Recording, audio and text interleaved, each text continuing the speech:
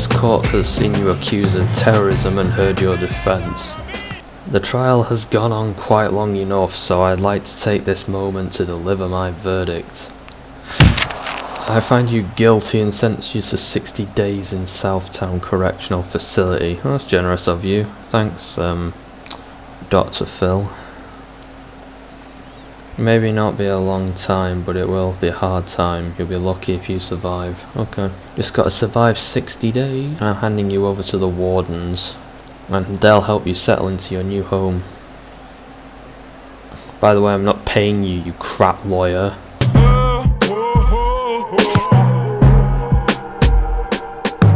Everything is gonna be alright.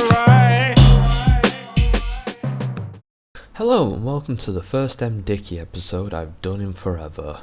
For those of you who have joined since episode 30, MDickie is a video game developer from the United Kingdom who has made it his mission to convert a wrestling game into 10,000 other different genres. We've previously taken a look at his Jesus game and his Muhammad game, as well as his Dr. Phil / Jeremy Kyle game. The three of them were kind of mixed bags, offering a range of interesting ideas weighed down by the many flaws that come with an MDickie game. The only new flaw that I've encountered is that this one cannot be played in full screen and instead had to be played in windowed mode. If that's not bad enough, I also had to suffer the mouse cursor being at the centre of the screen at all times. It's bullshit, but at least I got to play it. MDickie's games all have the same sort of feel to them, and most of the same criticisms apply here. So I thought I'd do what I did with Making of a Profit and instead just make this a nice story time episode. So, sit back, get your dressing gown on, get a nice cup of hot chocolate, and let me tell you all about the time I shanked up some dope fiend for stealing my bottle off me. So my story begins with me being sent down for terrorism, as all good stories do. This was actually just a big misunderstanding, as there's no political motivation for me flying a hot air balloon over London and dropping stink bombs on it. I just did that for the shits and giggles. So I went to court where Dr. Phil sent me down for 60 days at the Southtown Correctional Facility. Yeah, apparently this is one of the worst sentences you can get in the game. 2 months. So I'm processed, and this unfortunately faced, fat, dopey motherfucker with a ponytail tells me that I'm now prisoner 11. I am not a number. I am a free man. Right, so I get to my cell block and meet my cellmates. Most of them are infantile, violent, and fucking stupid. I make note of the guard's submachine gun. Not for any particular reason, of course. I meet my new cellie, who has a ponytail, so I instantly hate him. For some reason, there's only one bed. He told me he wants to stay out of my way, and I should stay out of his. So, for me, that's a fine arrangement as far as I'm concerned, and he can just sleep on the floor. This is when the lunch bell goes and I go for my daily slop. It's kinda like high school, but not quite as bad. So I go around and try to avoid thrown projectiles and the unhinged man with a katana. Wait, how do you get that in here, and why is he allowed to just have it? Anyway, then some dipshit comes up to me and starts judging me because he's a drug dealer and he looks down on terrorists like me. Bitch, please, at least I don't wear fucking sunglasses indoors. So then this dumbass randomly walks into me and uses it as an excuse to start a fight. Thankfully, some guards start to fight with us and mostly focus on him, and I get to run away. It's at this point that I find a fucking bomb. I spent the next 2 minutes trying to figure out how to use it until Glasses McGee here comes over and has a go at me for having it, whilst carrying around a pair of scissors like a psycho. Wait, is that guy fucking dead? Why are we trying to sweep up his dead body? I'm not sure that's how body disposal works, son. I tried to be a good little boy by sweeping up the dead body, and I noticed that this crazy motherfucker's nicked me bomb and ran off with it. Oh, I see. I can't have the bomb, but he can. Then some dude comes over to me and chastises me because he's like a preppy scumbag in his wife beater t-shirt covered in cuts and bruises. Apparently I don't have enough money. Then the crazy explosive guy comes over to me and tries to clear the air for our past transgressions. Except I've been here for 8 minutes, I have no idea who the fuck he even is. Anyway, 30 seconds after that I get racial abuse off of this dude, who looks like a fucking Psychrolatide, who informs me that the royal we don't like white people around these parts, and that I should watch my back. I don't even know what this crackhead is on about. He's almost the same skin tone as me. Then I get more abuse off of this balding dillhole for being weak. I knew that people would pick on me in prison, but I didn't think it'd be over this kind of moronic shit. Then he pushes me over and then declares that he's won, but he won't kill me if I give him $15. Bitch, please, you dragged me to the floor. You fight like a fucking 12-year-old girl. You couldn't kill me if your life depended on it. And trust me, it soon will. Anyway, then I have my first mental breakdown, a landmark occasion for most prisoners, I'm sure. I attack Balding Bastard, Glasses McGee and some other people and get the fuck beaten out of me.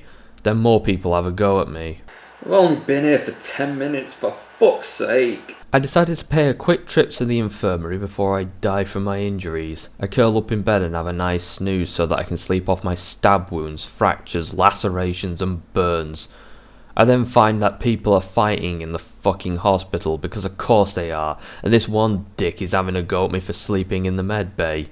So I decide to leave before I get beaten to death in a fucking hospital. I got a bit lost and almost got killed by some crazy guy with a brick.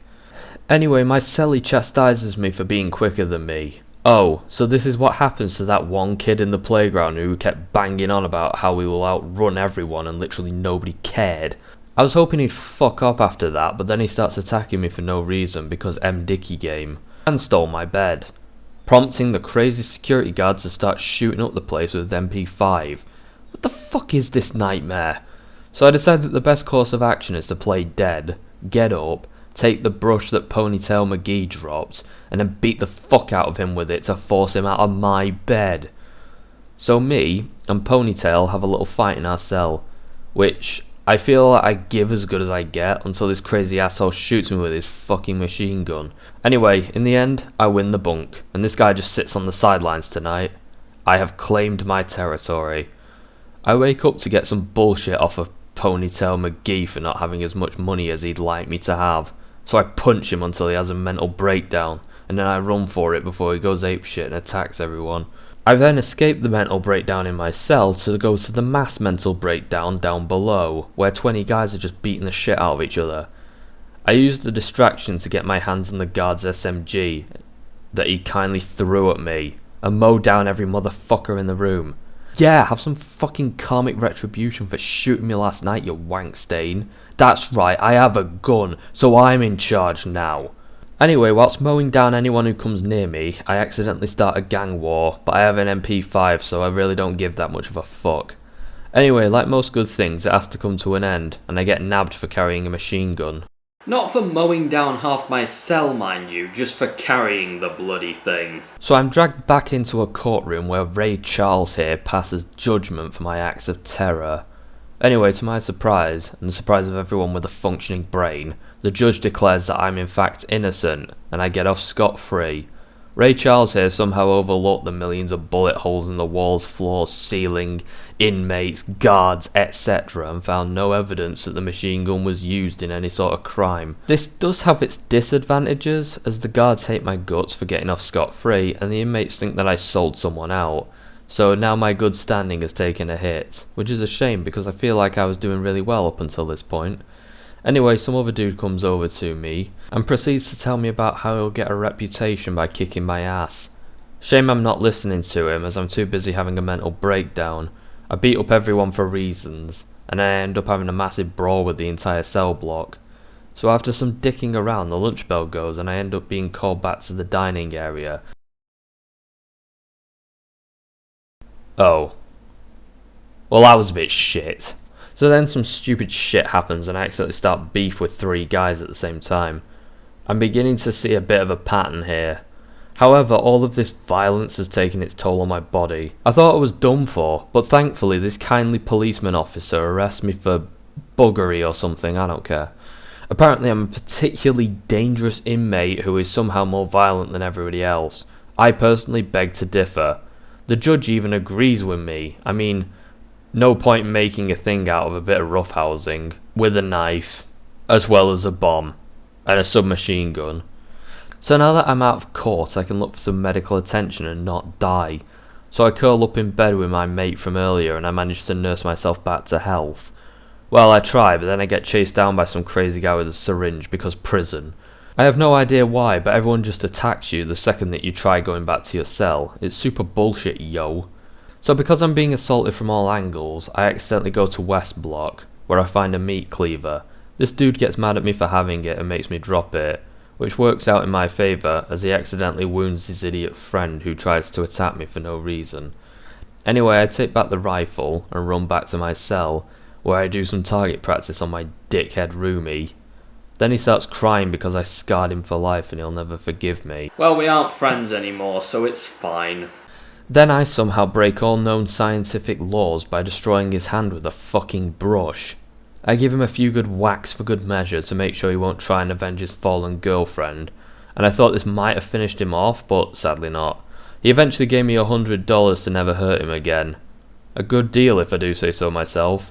Sadly, Warden Diaz is trying to give me a load of shit for missing his arbitrary deadline that I don't even remember him setting for me. But whatever. I'm now the king of Cell N11, and soon the whole North Block. There's only one way to rule this prison. Through fucking fear.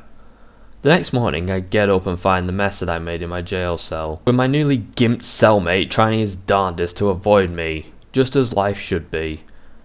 A kindly gangbanger invites me to be friends with his little club.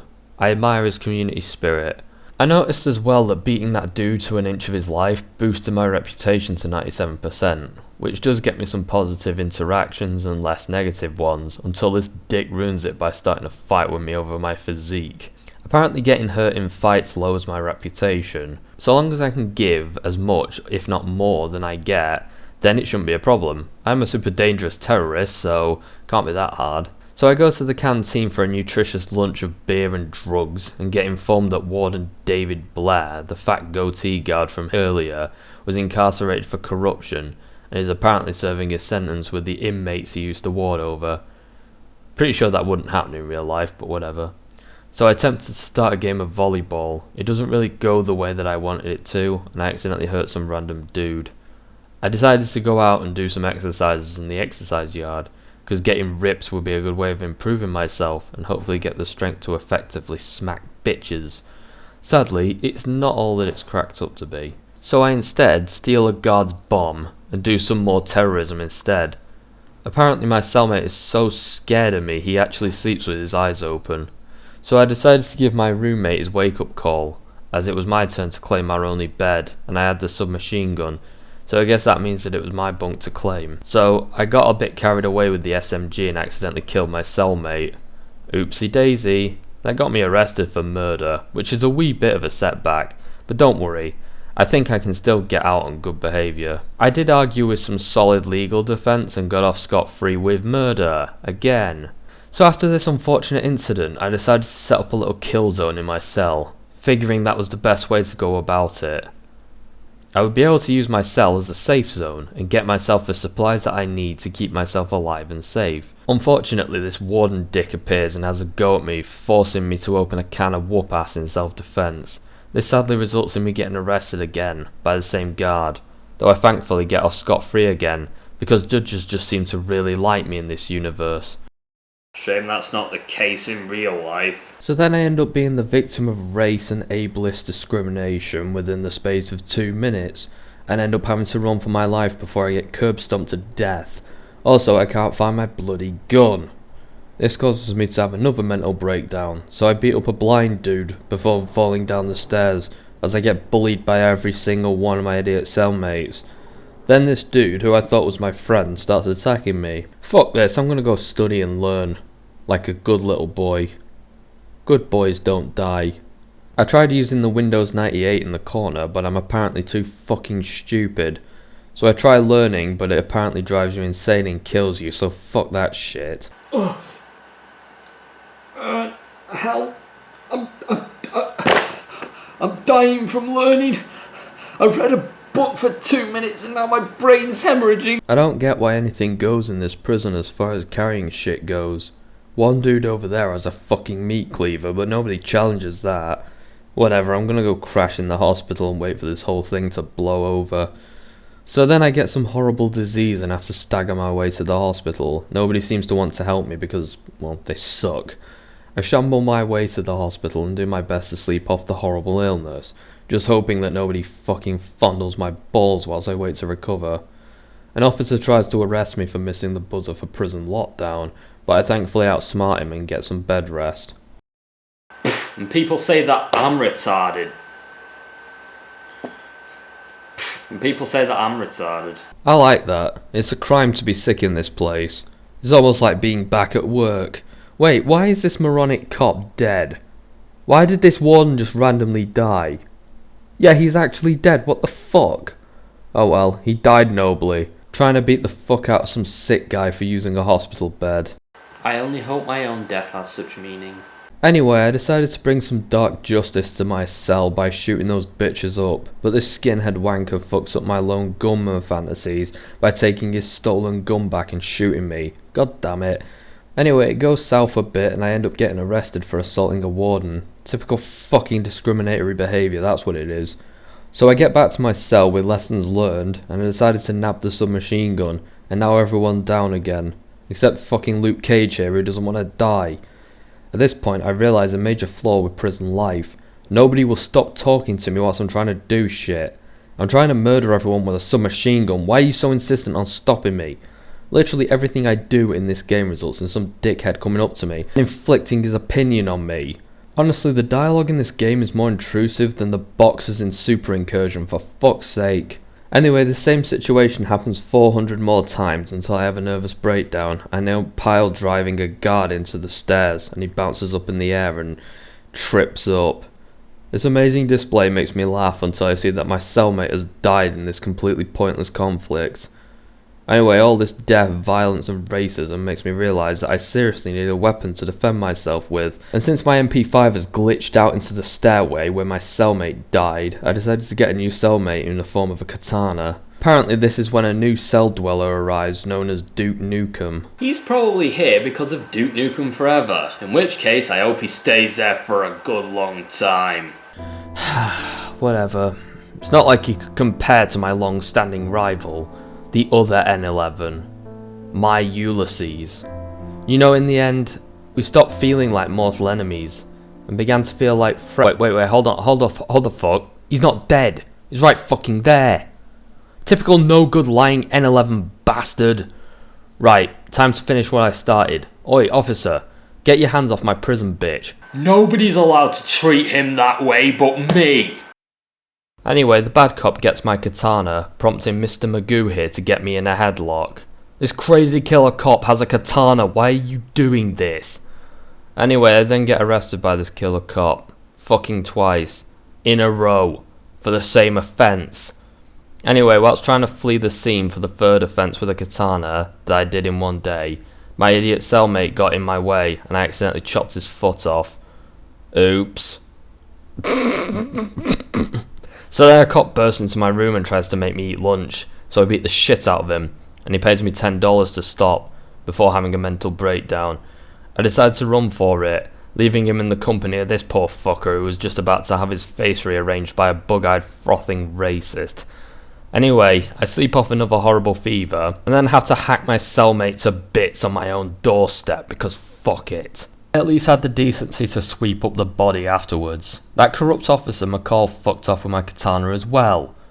I beat on my dead cellmate's body to the point that he pays me $120 to stop. What a bargain. I always was a professional when it came to beating a dead horse. Anyway, that's when he died. Forever.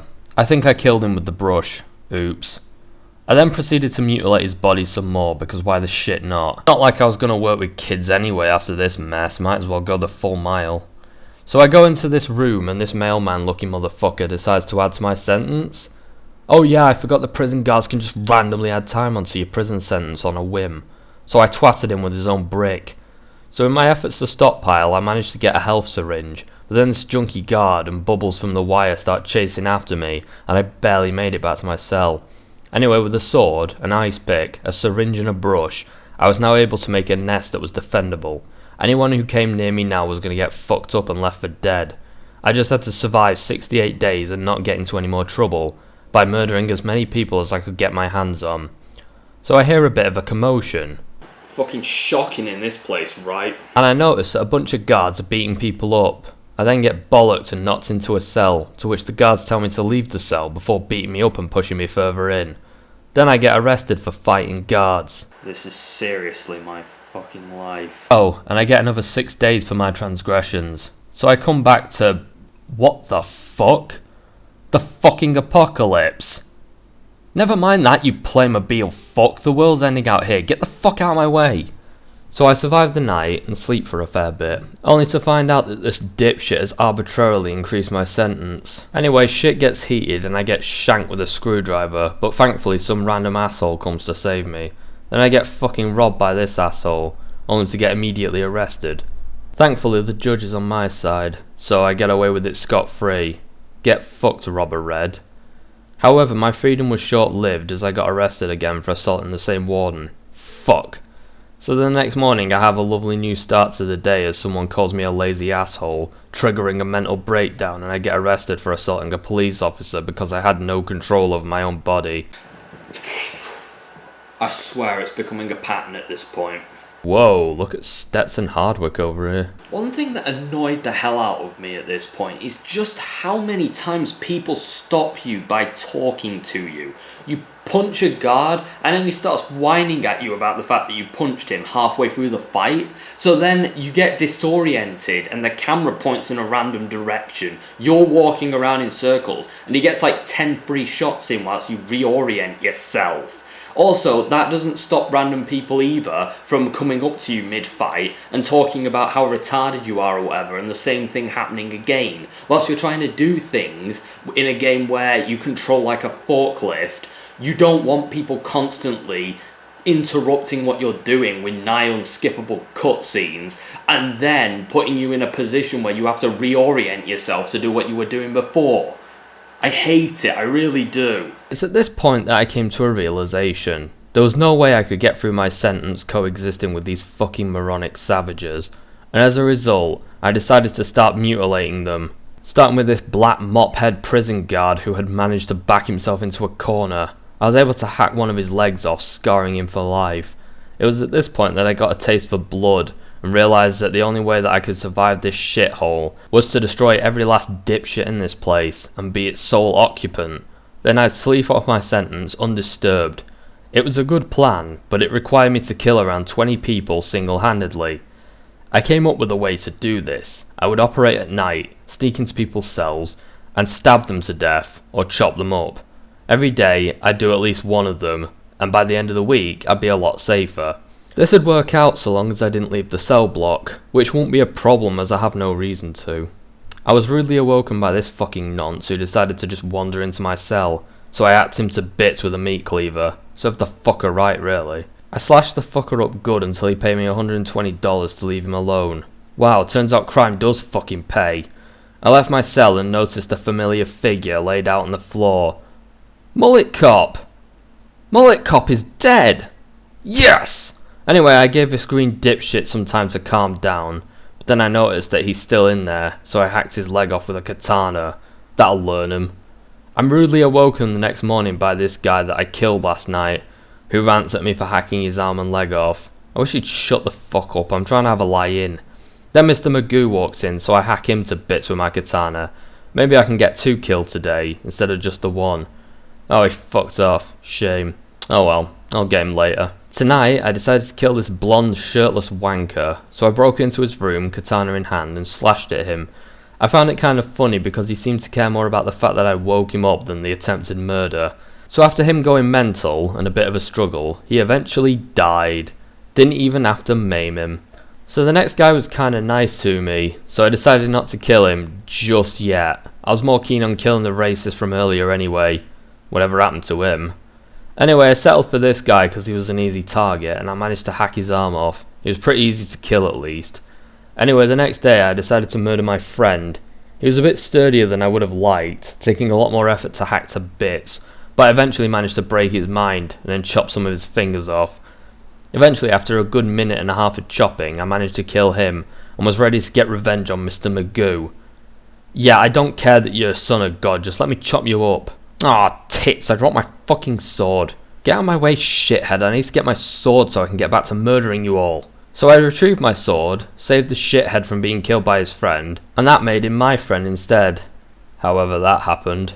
I also made friends with Mr. Magoo, and then proceeded to kill him, eventually accidentally chopping his leg off.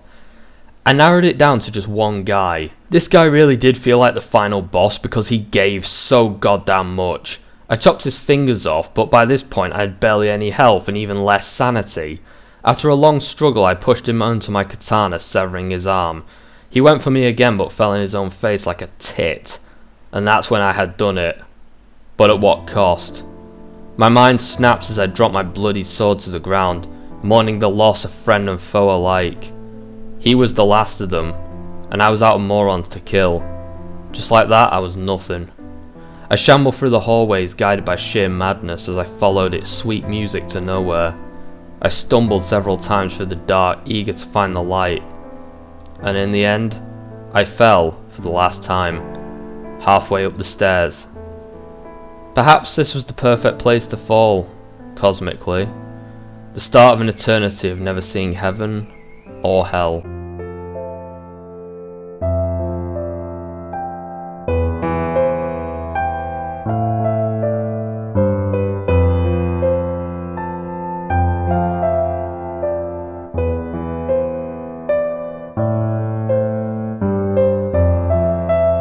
I also clipped through the fucking floor because that's dignified.